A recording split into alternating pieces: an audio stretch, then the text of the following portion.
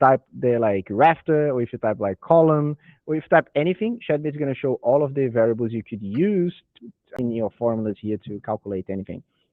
So you could use this for example, every time I have a C-frame column, I want to create a formula that's going to quantify the base plate bolts, or dyno bolts, or whatever. So this is a very flexible and powerful way to calculate anything you want in your shed using these formulas, like linked to variables that you can inspect at any point in time. So I just want to show these more advanced areas. We generally go to a few of those on the one-to-one onboardings when clients are setting up some more complex formulas.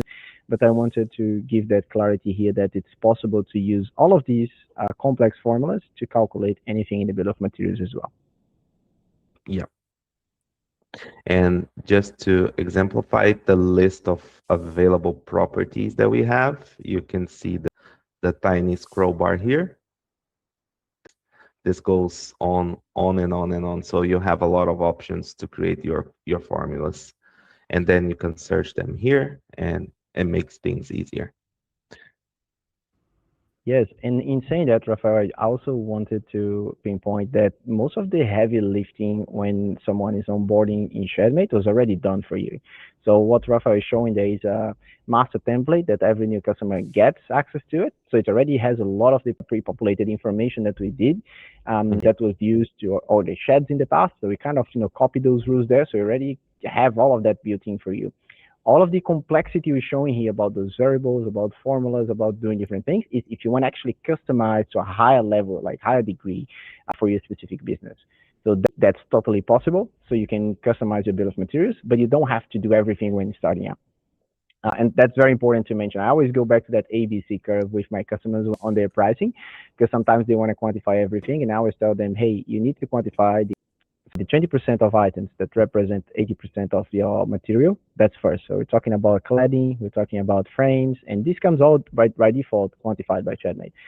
And then you could put like a markup for those, let's say 10% of items that you are still not sure how to fully quantify them, so the little bolts.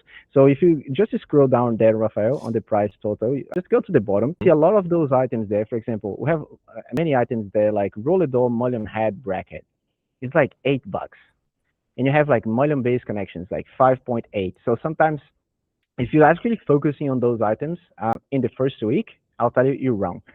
Don't do that, because you're going to spend a lot of time. You're not going to go to market with this. You're not going to start selling sheds because something is like $6 and you're not quantifying it perfectly. And believe me, it's very common, specifically for more technical people when they're setting this up. They're like, no, I don't want to be perfect. It's like, you don't have to be perfect. You need to worry about what's up. So scroll up again, Rafa. Scroll up. So this is what you need to worry about. You need to worry about your erection fees, your concrete for slabs, your roof label, concrete slab and apron, like Z pricing, trimdeck, corrugated, insulation, reinforcement. This is what actually is the bulk of price. This is what's gonna make or break your deal and your business.